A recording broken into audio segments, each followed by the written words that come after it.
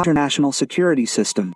The focus is on Washington's military actions off the coast of Venezuela, Caracas's response, and Moscow's position. It all began on October 3rd. On that day, the U.S. military launched a missile strike on a vessel in international waters off the coast of Venezuela. According to U.S. Defense Secretary Pete Hegseth, there were so-called terrorist SEALs on board. 4 of them were killed. Washington claims the vessel was being used to transport SEALs. The very next day, October 4th, U.S. President Donald Trump personally commented on the operation. He did so aboard the aircraft carrier USS Harry Truman, where celebrations were taking place to mark the 250th anniversary of the U.S. Navy. Trump stated, "Last night we attacked another boat off Venezuela.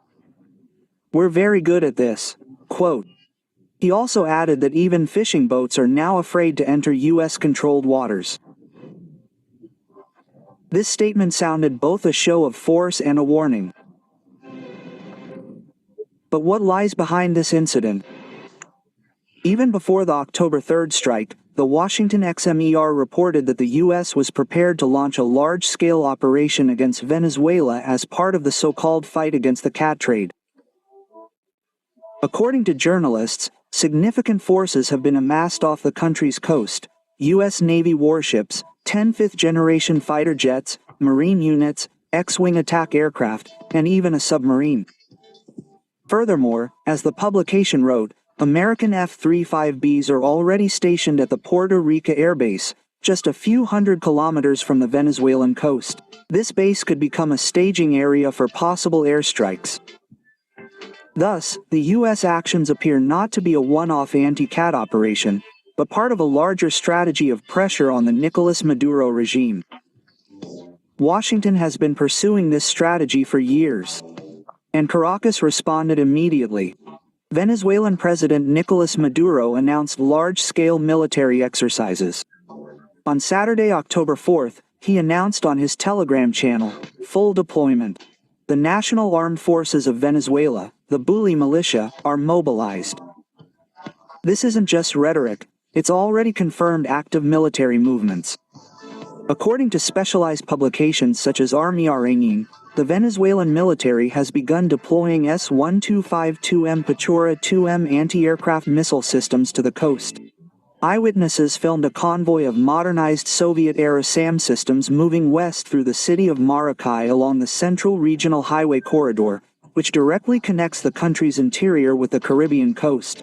This route allows for the rapid deployment of air defense systems at strategic locations, especially in the event of a possible amphibious landing or airstrike. Importantly, the Petra 2M is not an outdated system. This export version boasts high mobility thanks to the MZKT-821 chassis, increased range, and the ability to simultaneously track and engage multiple targets. For a country with limited resources, this is a serious air defense asset. Thus, Venezuelans are clearly preparing for a worst-case scenario: a direct military invasion by the United States. But the situation was not limited to bilateral confrontation. Russia intervened. The Russian foreign minister strongly condemned the U.S. strike on a vessel in international waters. The official statement reads, "Russia strongly condemns the new strike carried out by U.S. armed forces on October 3rd against a vessel in international waters near Venezuela." Furthermore, Russian Foreign Minister Sergei Lavrov held a telephone conversation with his Venezuelan counterpart, Ivan Gil. The ministers expressed serious concern about Washington's increasingly escalatory actions in the Caribbean, which could have far-reaching consequences for the region. This is not just a diplomatic formality. Russia and Venezuela are strategic partners. Moscow has repeatedly supported Caracas at the UN Security Council, supplying arms and providing political support to the Maduro regime.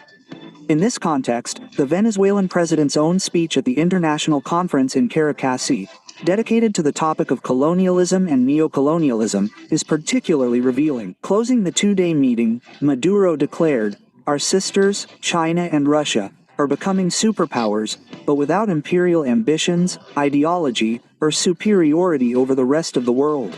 He emphasized that historically, empires were built on ideas of superiority through colonialism, slavery, exploitation, and violence. And today, he said, Followers of the ideology of northern superiority are irritated by the emergence of a multipolar, multicentric world. For Maduro and many countries in the global south, the choice is clear: either independence or colonial status. And in this standoff, he sees Russia and China as allies who do not seek hegemony. But let's return to reality. The U.S. strike on the vessel off the coast of Venezuela is not just an operation. It is a demonstration of military power in close proximity to a sovereign country with which Washington has no diplomatic relations. It is an act of force in international waters without a UN mandate and without the consent of the coastal state. Such actions violate the principles of international law, including the UN Charter, which prohibits the use of force against the territorial integrity or political independence of any state. Moreover, even if the vessel was indeed transporting SEALs, the legality of destroying a vessel and its crew, especially with loss of life, remains highly debatable. Typically, in such cases, the procedure used is interception, inspection, and seizure, not destruction with missiles. Nevertheless, the Trump administration is clearly opting for a forceful scenario. This is a worrying sign, because the Caribbean region isn't the Middle East, it's the US's backyard. But it's also a zone of strategic interest for Russia, China, and other countries. Any escalation here could quickly spiral out of control. As a reminder, in 2019, the US already considered a military intervention in Venezuela. Back then, Trump said directly, "We have all options on the table." Now, a year before the US presidential election, such demonstrations of force can also pursue domestic political goals, strengthening the image of a strong leader. However, the price of error here is too high.